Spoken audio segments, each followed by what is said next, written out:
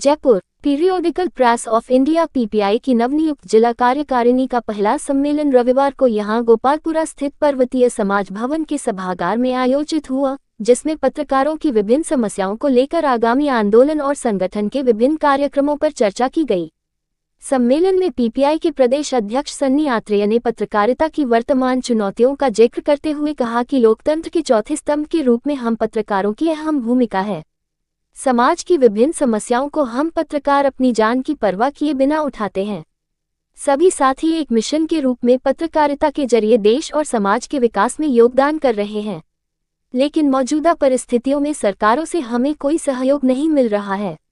इससे पत्रकारों के समक्ष बड़ी चुनौतियां उत्पन्न हुई है। पत्रकार सुरक्षा कानून की मांग लंबित है। पत्रकारों की आवास योजना भी लंबित है। छोटे अखबारों को विज्ञापन नहीं मिलने से उनके सामने आर्थिक संकट है। ऊपर से पीआरजीआई के कड़े नियमों ने अनेक अखबारों को बंद करने की स्थिति बना दी।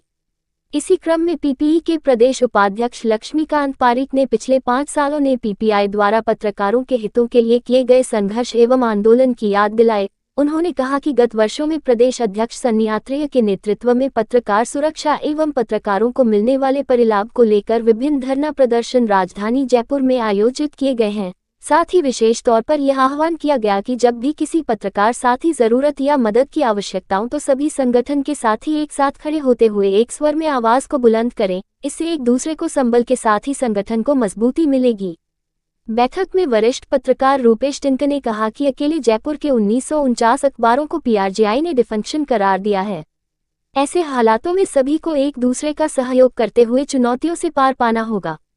प्रेस क्लब उपाध्यक्ष परमेश्वर प्रसाद शर्मा ने कहा कि हम समाज के लिए पत्रकारिता के मिशन पर आए हैं, लेकिन आजीविका के आर्थिक संकटों का सामना कर रहे हैं। वरिष्ठ पत्रकार दुर्गेश चौहान ने भी एकजुट होकर अपने अधिकारों के लिए संघर्ष करने की बात कही। संगठन के प्रदेश सचिव ओपी गोयल ने सभी पत्रकारों से एकजुट होकर सरकार से बात करने पर जोर दिया। कार्यकारिणी की मीटिंग थी, नए विस्तार जो नए सदस्य जुड़े हैं उनके बारे में बातचीत करनी थी।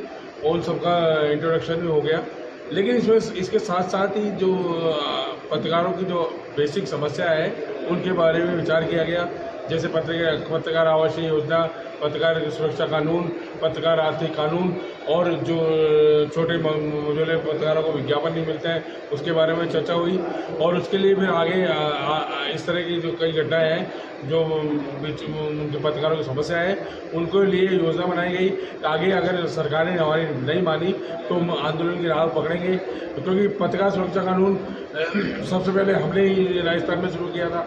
4 धरने दे चुके हैं और एक शांति मार्च निकाल चुके हैं, लेकिन उसके बावजूद सरकार की कानों में जू नहीं लगती है।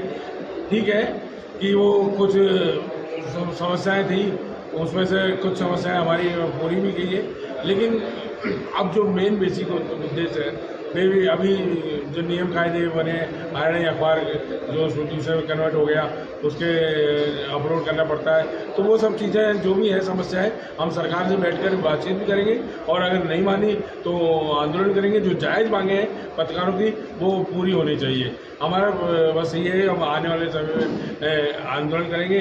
जनवरी में हम लोग धरना प्रदर्शन करेंगे।